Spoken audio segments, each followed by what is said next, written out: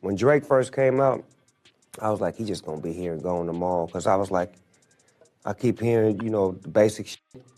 Then I'm like, this motherfucker don't miss. No, he's good. That motherfucker don't miss, man. He's good. In the heat of battle, he don't miss. No. In the heat of controversy, he don't miss. First of all, Pac ain't said to me though, from that moment on, I walked to the back of the plane, I grabbed me a knife and a fork, get my blanket, put my blanket over my eyes, 5.5 hours like this.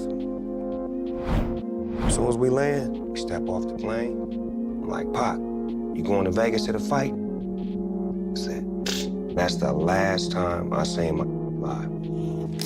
Once All Eyes on Me came out, people come up, hey Snoop, where's Tupac? Could you get him to come over here and sign my autograph or take a picture with me?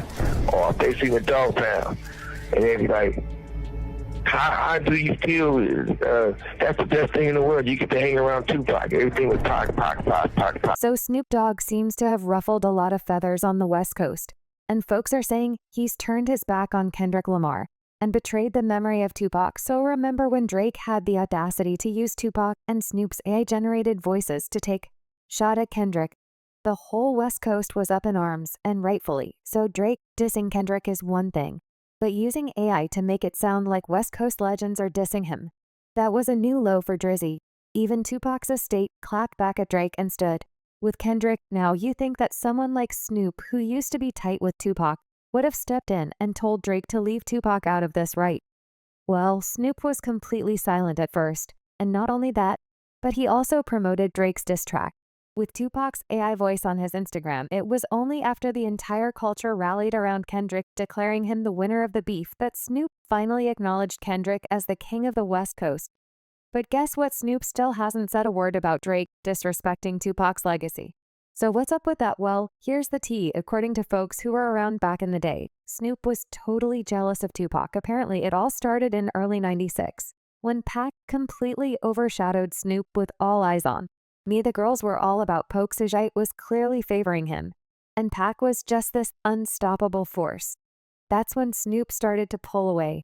And just a few days before his tragic death, Tupac decided to cut all ties with Snoop after he saw him hanging out with Biggie Smalls. So it's Snoop's jealousy.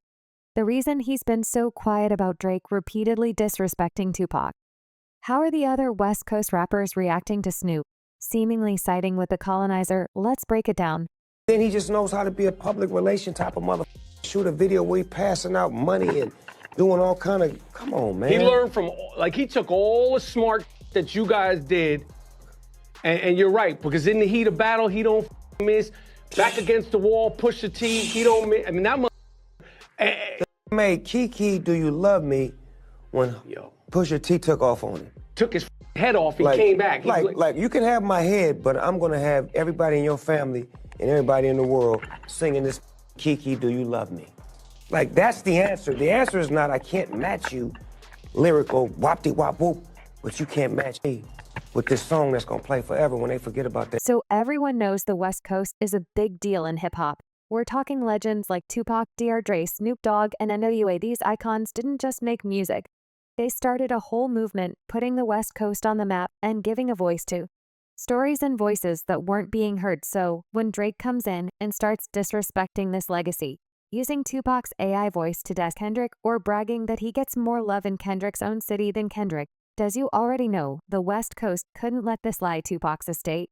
And family also didn't waste any time dragging Drake for this. Tupac's brother straight up called it a cowardly move. And Howard E. King, the lawyer for the Tupac Shakur estate, said it was a flagrant violation of Tupac's publicity and the estate's legal rights.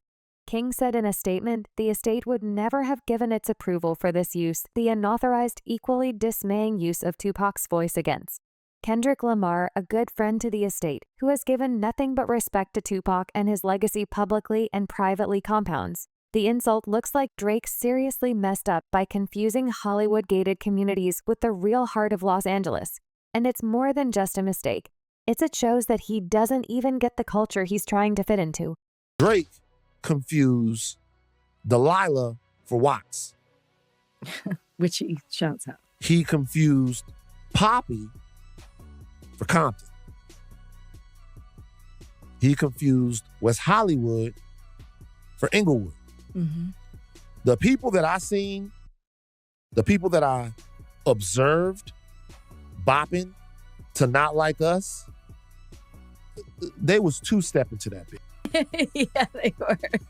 They were crip walking to that. They were. That was some LA shit. The record is produced by DJ Mustard, a former Drake collaborator.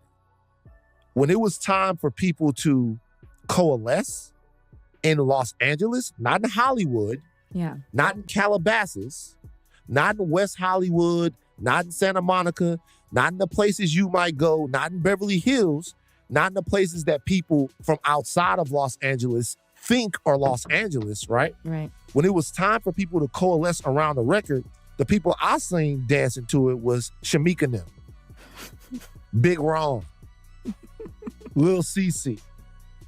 You know what I'm saying? People like that. People like the people from the low bottoms.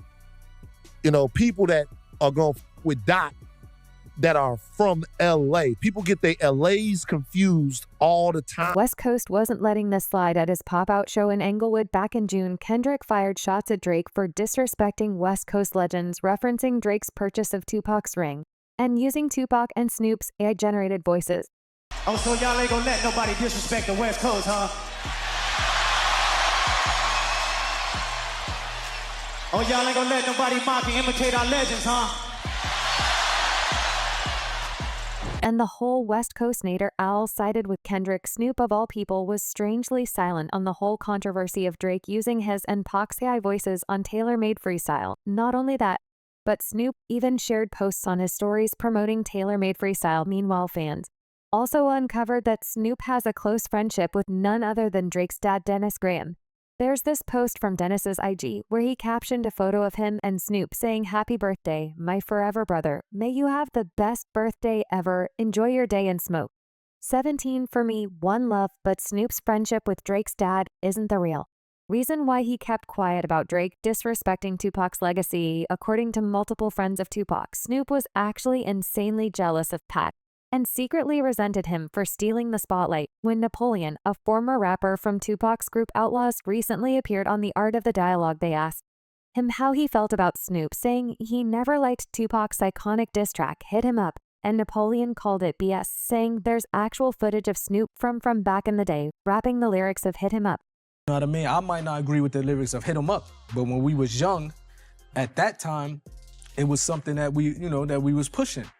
And for Snoop to say he never liked Hit 'Em Up and he didn't, you know what I mean? He never expressed that. You know, you got videos of him on stage with Pac rapping Hit 'Em Up, and he's rapping the lyrics right along with him. You know what I mean? So it's strange now that all these things are coming out and he say he didn't like Hit 'Em Up, you know what I mean? And everybody have their opinion. Even if he didn't like Hit 'Em Up back then, no problem, he have his opinion, but that wasn't the case. You know what I mean? You know what I mean? He was expressing his love for Hit 'Em Up. He was in the studio bopping his head. He was on the stage when Pac was performing it, singing the lyrics with him at the House of Blue.